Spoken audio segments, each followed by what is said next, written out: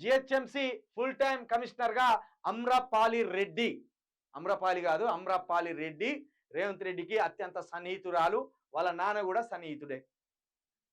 HMDA joint commissioner గా relieve, growth corridor ఎండి బాధ్యతల నుంచి సైతం. రాష్ట్రంలో 6 ఐపీఎస్లకు స్థానచలనం, ట్రాన్స్ఫర్ లైన్లట. ఉత్తర్వులు జారీ చేసిన సిఎస్ శాంతకుమారి. ఇప్పుడు రేవంత్ రెడ్డి గారు ఏది చెప్తే అది చేయగలిగే ఏకైక మనిషి అమ్రపాలి గారు. ఏం మాత్రం చెప్పకుండా ఎదురు సార్ అది అట్లా కాదు ఇట్లా అని చెప్పకుండా ఆయన ఏం చెప్తే అదే విధంగా ఒక దూతగా వ్యవహరించే మనిషి ఈ అమ్రపాలి గారు. అమ్రపాలి గారిని ఎందుకు పెట్టింది తెలుసా?